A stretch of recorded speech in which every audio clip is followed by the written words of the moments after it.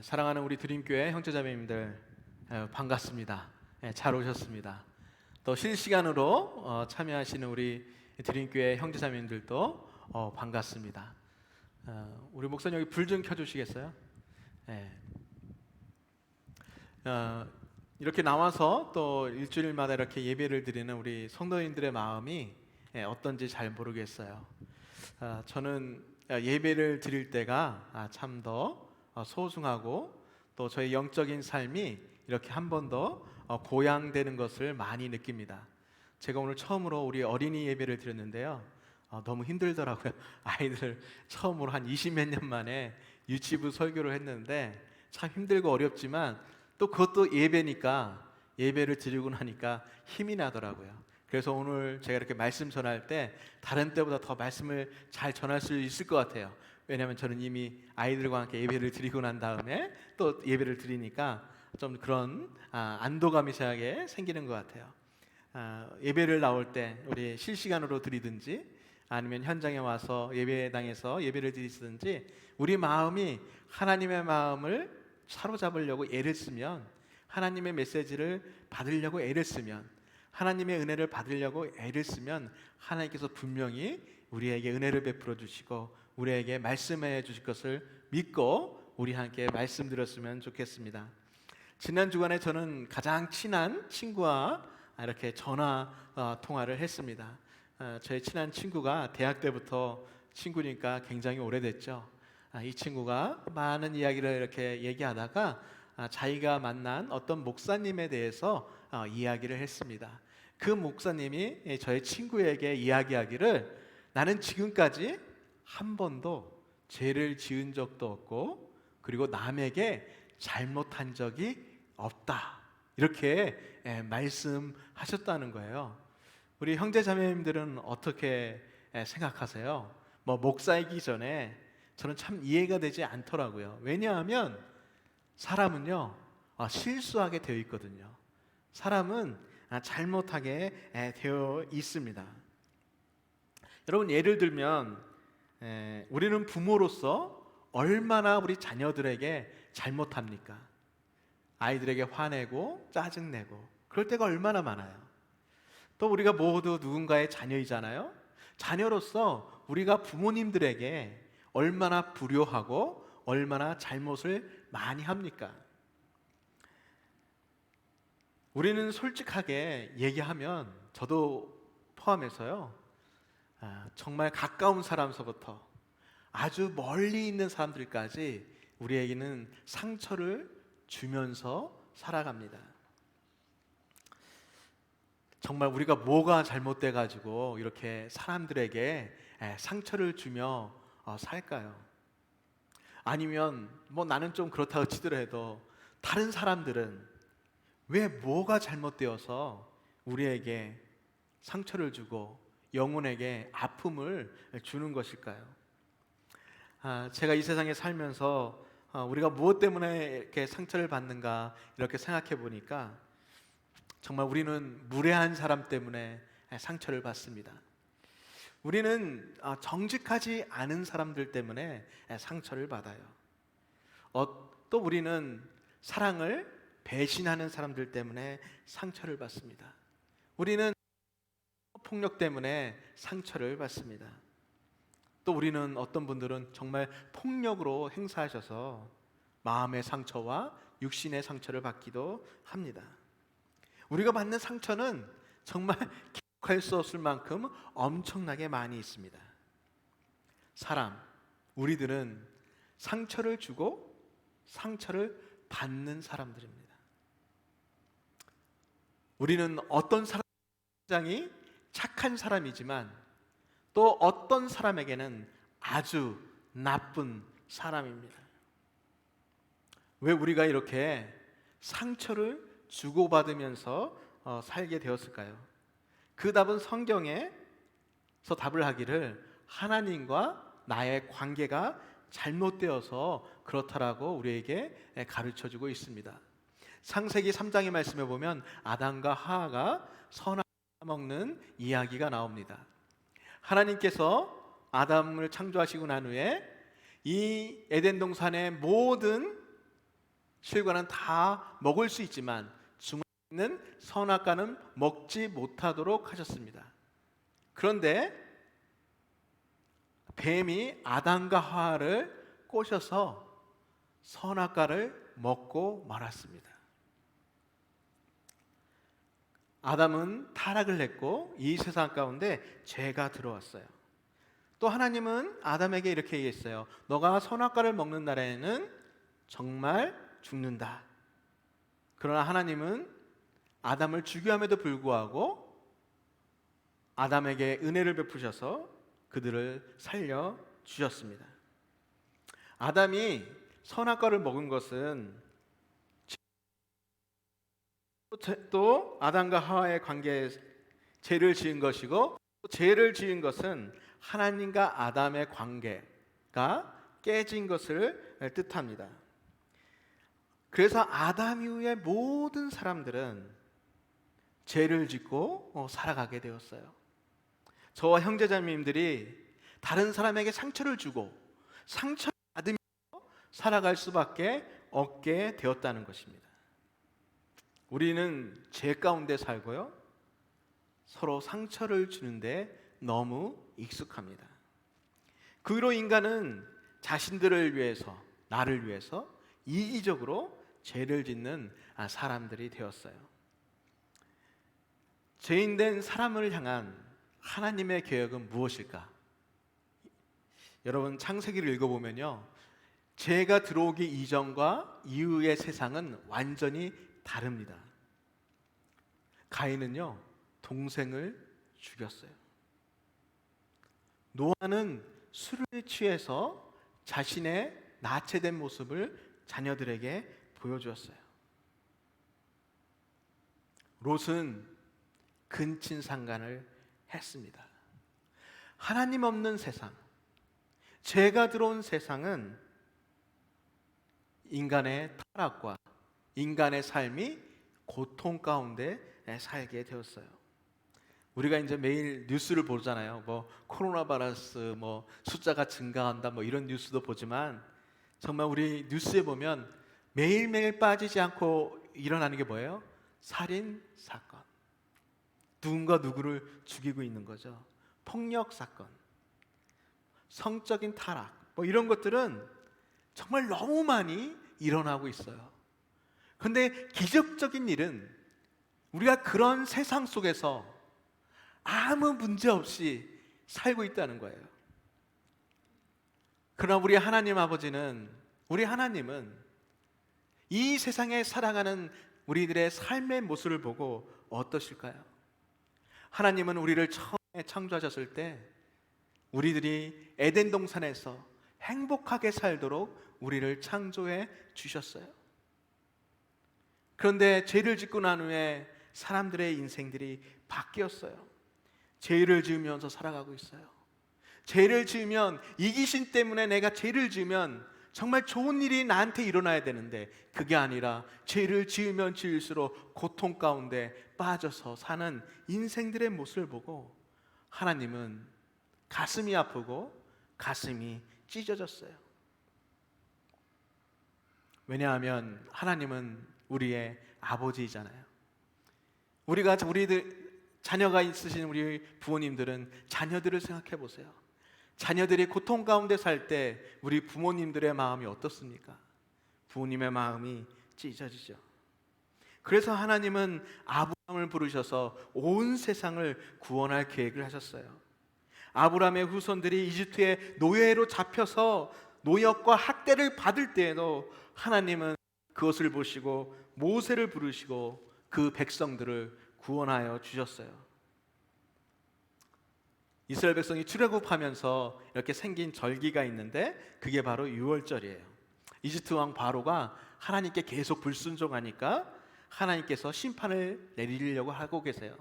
그 심판의 내용은 이집트의 동물, 사람의 첫 번째 난 모든 동물과 사람들을 죽이겠다고 하신 것이에요.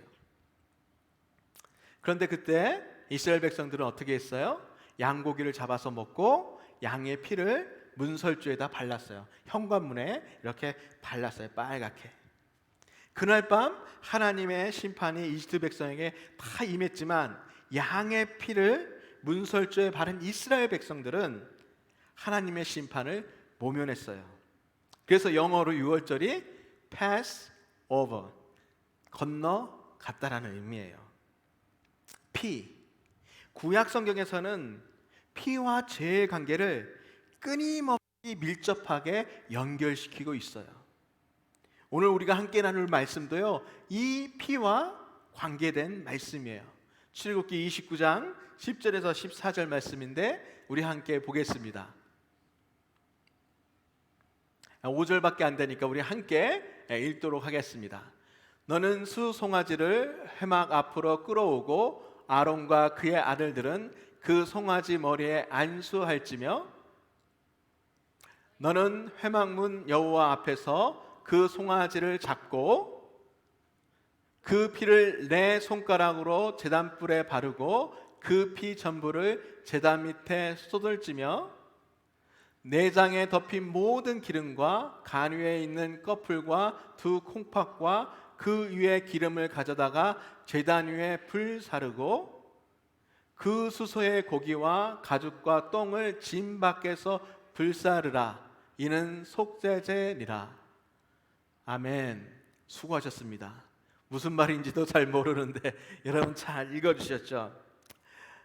출애굽기는 한 40장으로 구성되어 있는데요, 이스라엘 백성이 출애굽한 이후에 이 광야 세월 40년 동안 어떻게 하나님을 예배하고 그리고 사람들과 사람 사이에 문제가 일어났을 때 어떻게 그 문제를 해결하면서 살아갈 것인가에 대해서 기록한 말씀이에요. 그래서 어려운 말씀도 많이 나오는데 오늘 29장은요 특별히 제사장 임식을 준비하는 말씀이에요. 그리고 맨 마지막 뭐라고 했어요? 이것을 속죄제다라고 이야기하고 있어요. 제가 그 말씀을 다시 한번 여러분이 이해를 못하니까 요약해서 설명해주면, 아론과 그의 아들들이요 수송아지, 순놈 송아지를 가지고 그 텐트 회막 앞으로 딱 오면은 그 아론과 아들들이 그 송아지의 머리에 손을 얹고 기도를 합니다. 그 기도를 하면, 안수를 하면 누가 나오냐면 그 다음에 모세가 나와요. 모세가 나와서 여호와 앞에서 그 송아지를 죽여요. 그러니까 영어적이 아니라 좀 어려운 말로 하면 각을 뜬다고 그래요. 레위기서에 나와 있는 방법으로 그 소송아지를 잡습니다.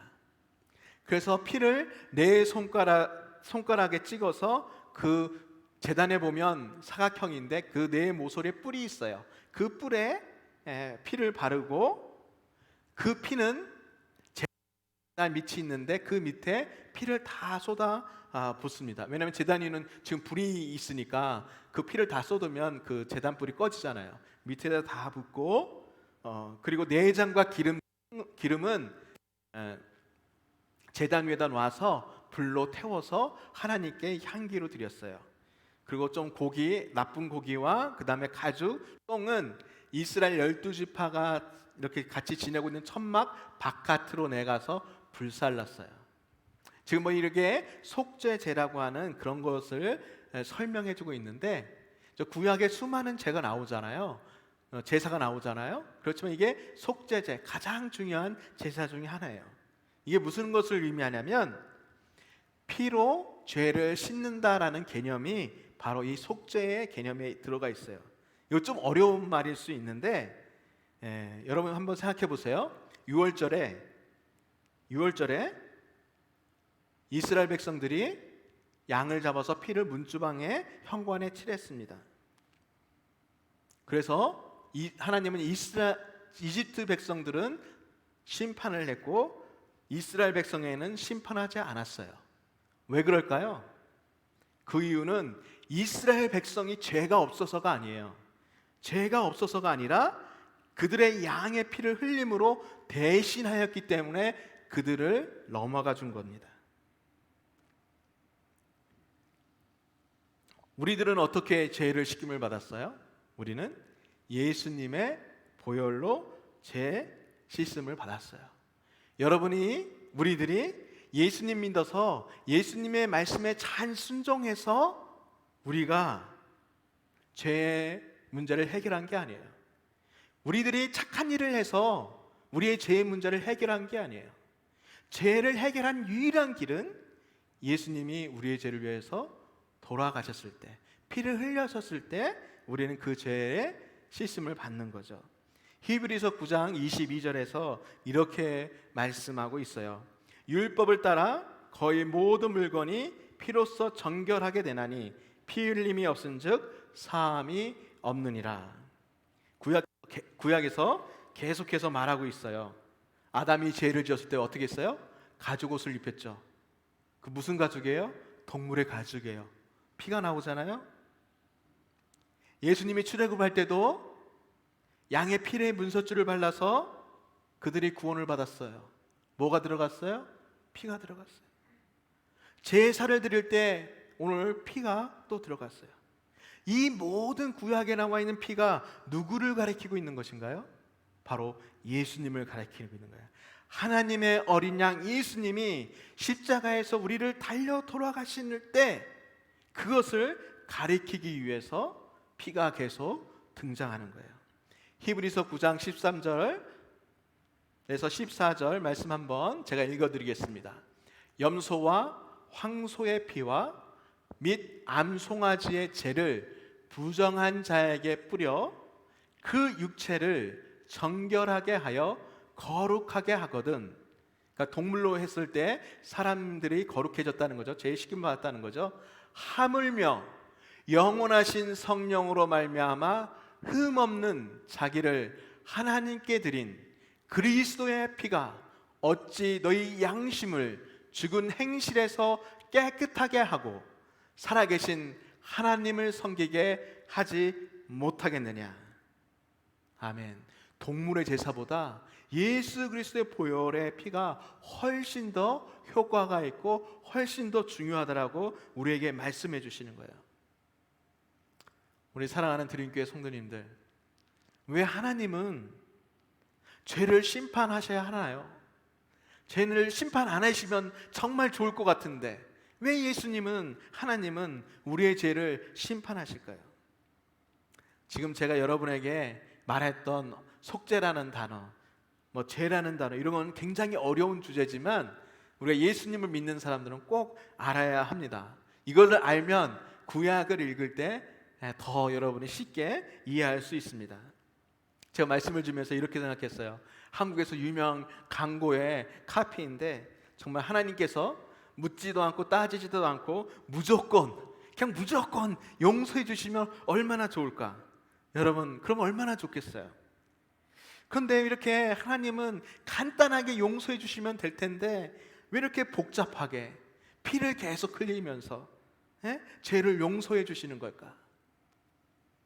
간단히 말하면 하나님은 의로운 분이시기 때문에 하나님과 죄는 함께할 수 없기 때문이에요. 여러분, 우리가 살고 있는 세상은 어떻습니까? 죄의 문제를 어떻게 다루죠? 세상도요 죄를 심판합니다. 그리고 좀 더 나은 세상, 정의로운 세상을 만들려고 합니다. 그리고 사람들도 정의로운 세상을 원해요. 학창 시절에 친구들로부터 왕따를 당하거나 괴롭힘을 당한 사람들에겐 정의가 필요합니다. 어떻게 해요? 나쁜 사람들이 벌을 받음으로. 인종차별을 받는 사람에게도 정의가 필요합니다. 나쁜 짓을 하는 사람에겐 그 대가가 주어져야 합니다. 성적인 학대를 받는 사람에게도 정의가 실현되려면 나쁜 짓을 하는 사람은 벌을 받아야 합니다. 이런 일들이 많이 일어나니까 사회에서도 어떤 일이 일어났어요? 미투, 나도 당했다. 그래서 사람들이 자기의 억울하게 당한 것을 정의롭게 해결하려고 애를 썼어요. 요즘에 Black Lives Matter라는 그런 운동도 왜 일어났어요? 왜냐하면 정의롭지 못한 일들이 너무 많이 일어나니까 그걸 정의롭게 만들려고 하는 거예요. 그러나 세상에서의 정의는 항상 상대적인 것이고 항상 왜곡되기가 너무 쉽습니다. 정의는 누군가의 도덕적으로 잘못할 때만 필요한 것이라고 생각합니다. 하나님은 마치 손이 두 개인 것 같아요. 한쪽 손에는 어떤 분이에요? 선하신 하나님, 거룩하신 하나님, 도덕적으로 올바르신 하나님. 이런 하나님은 죄의 문제를 만나면 죄를 항상 어때요? 심판해야 돼요. 심판. 그런데 하나님은 또 다른 손이 있어요. 그 또 다른 손에는 뭐가 있어요? 하나님의 성품이신 사랑. 하나님은 모든 사람들이 구원받기를 원하시고,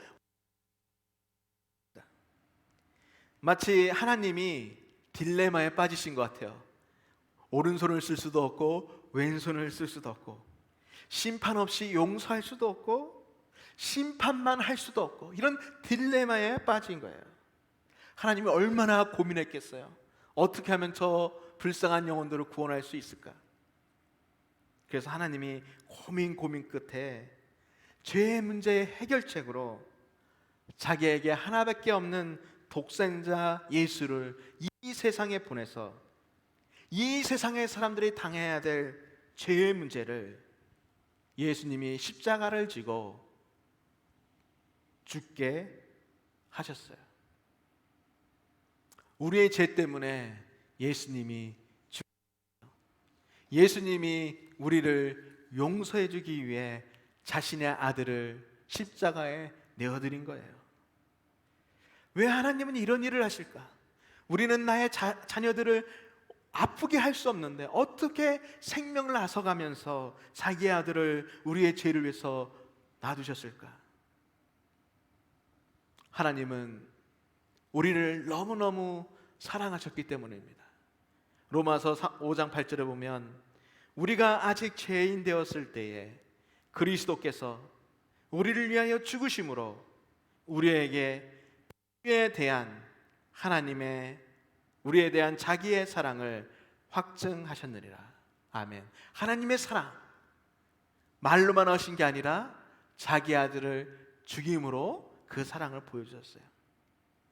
하나님이 우리를 사랑하시기 때문에 예수님을 그 참혹한 십자가에 내어주신 것이에요. 하나님이 나를 사랑하시기 때문에 내가 흘려야 할 피, 고통을 대신 당하신 거예요. 하나님은 우리를 사랑으로 죄를 용서해 주셨어요. 우리가 죄를 용서받을 수 있는 길은 하나님의 사랑, 예수 그리스도의 십자가의 보혈밖에 없습니다. 우리가 선한 일을 하거나 내가 회개를 많이 하거나 내가 괜찮은 사람이라서가 아니라 오직 예수 그리스도가 우리를 위해 십자가에 돌아가셨기 때문입니다. 그런 예수 그리스도를 믿고 따르는 자들에게 예수 그리스도가 우리에게 말씀하셨어요. 마태복음 6장 말씀이에요. 제가 읽어드릴게요. 6장 14절에서 15절 말씀인데, 너희가 사람의 잘못을 용서하면 너희 아버지께서도 너희 잘못을 용서하려니와 너희가 사람의 잘못을 용서하지 아니하면 너희 아버지께서도 너희 잘못을 용서하지 아니하시리라. 아멘. 예수님은 우리의 죄를 용서하지만 또한 우리에게도 다른 사람의 실수와 다른 사람의 죄를 용서해 주시기를 원하십니다. 제가 설교를 준비하면서 김동호 목사님 설교를 한번 들었습니다. 그래서 거기에 나오는 김동호 목사님의 간증이 좀 우리가 이 말씀을 이해하는데 이해가 될 것 같아서 제가 여러분과 함께 나누려고 합니다. 중고등부를 담당했을 때 한 장로님하고 심하게 싸우셨다고 합니다. 한 주가 지났는데도 이게 이제 사과도 못하고 용서도 못하고 그런 관계를 맺지 못하고 그냥 가슴만 끙끙 앓은 거죠. 근데 주일 아침까지 자기가 중고등부 이제 설교를 해야 되는데 이제 설교 준비가 잘 안 되는 거예요. 특별히 이제 토요일날 주일날 목사님을 마음을 상하게 하면 힘들어요. 왜냐하면 설교 준비해야 되는데 마음이 상하면 설교 준비가 잘 안 돼요. 얼마나 힘든지 몰라요. 저도 이런 경험을 해봤기 때문에 알아요. 얼마나 힘드셨겠어요. 시간은 다가오는데 설교 준비는 안 되고, 그래서 너무 지친 마음에 주일 아침에 소파에 앉아서 이렇게 드러누워 있는데 자기의 입술에 자기가 좋아하던 찬양이 흘러나오기 시작했답니다. 아마 여러분도 잘 아시는 찬양일 수 있어요. 나의 갈 길 다가도록, 나의 갈 길 다가도록 예수 인도하시니 주 안에 있는 긍휼 어찌 의심하리요. 믿음으로 사는 자는 하늘 위로 받겠네. 어려운 일 당할 때 족한 은혜 주시네. 나는 심히 고단하고 영혼 매우 가라나 나의 앞에 반석에서 샘물 나게 하시네. 이 찬송을 부르면서 목사님이 마음에 은혜가 되었다는 거예요. 부르면 부를수록 은혜가 되었다는 거예요. 은혜가 무릎에 차고, 은혜가 허리에 차고, 은혜가 가슴에 찼을 때, 그때서야 바로 이 장로님의 마음을 이해하고 용서할 수 있었다는 거예요. 그래서 그 주일날 예배를 마치고 난 다음에 교회 장로님을 찾아서 이제 가서 그 장로님을 꼭 안아드렸다는 거예요. 그러니까 장로님도 꽉 안아주시더라는 거예요. 서로 진심이 통했고 서로 용서한 거죠. 우리는 예수님에게 용서받았다는 사실을 너무 가볍게 여깁니다.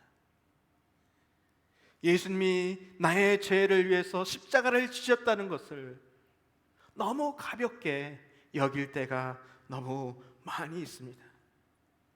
예수님이 내가 죽어야 할 죄를 대신해서 십자가를 지신 거예요. 내가 그 자리에 있어야 됐던 거예요. 그런데 예수님이 그 자리를 나를 사랑하기 때문에 대신하시라고 하신 거예요. 우리는 우리에게 상처 준 사람들을 예수님께서 용서하라고 말씀하십니다. 사랑하는 드림교회 형제자매들, 우리가 용서할 사람이 있습니까? 우리가 용서하고 싶은데 용서가 안 되는 사람이 있습니까? 나에게 상처 준 사람 때문에 가슴 아파하고 있습니까? 아직도 그 사람만 생각하면 고통스럽고 힘이 듭니까? 하나님 왜 죄를 용서하시라고 하실까? 제가 한번 고민해 봤는데 저의 경우를 보면 우리가 그 상처를 붙들고 있으면 있을수록 우리는 하나님 앞에 좀 더 가까이 나아가지 못해요. 용서하지 못한 마음으로 우리는 성숙해질 수가 없어요. 그 일 때문에 아직도 화가 나고 혈기가 나고, 그러면 그 모든 혈기와 나의 화가 내가 하나님 앞에 영적으로 자라가는데 방해가 됩니다. 그렇기 때문에 하나님께서, 우리 예수님께서 용서하시라는 거예요. 용서해주고 참된 자유의 삶을 살라고 말씀하는 거예요. 그러나 용서가 내 마음대로 됩니까? 용서는 우리가 하는 것이 아니에요. 내가 이해를 했다고 해서 용서가 되는 게 아니에요. 하나님의 은혜가 우리의 가슴 가운데, 나의 영혼 가운데 차야만이 용서할 수 있는 거예요. 그 하나님의 은혜가 용서하게 하는 거예요. 하나님의 은혜를 사모하시기 바랍니다. 하나님의 은혜를 사모하시면 하나님께서 여러분의 힘들고 어려운 그 고통 가운데 있는 그 상처로부터 자유롭게 해주실 것입니다. 그렇게 자유롭게 되시기를 예수님의 이름으로 축원드립니다. 기도하겠습니다.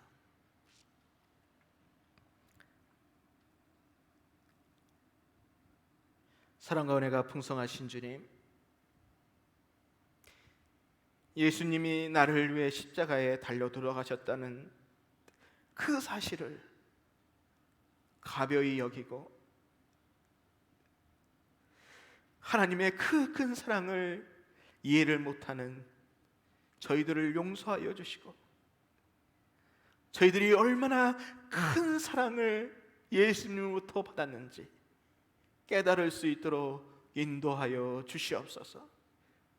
하나님의 은혜에 힘입어 저희들이 받은 상처 때문에 아직도 고난과 아픔의 삶을 산다면 주님 불쌍히 여겨 주시옵소서. 아버지의 은혜를 영혼 깊이 부어주셔서 주의 은혜로 이 모든 아픔에서 벗어날 수 있도록, 치유될 수 있도록 인도하여 주시옵소서. 예수님의 이름으로 기도드렸습니다. 아멘.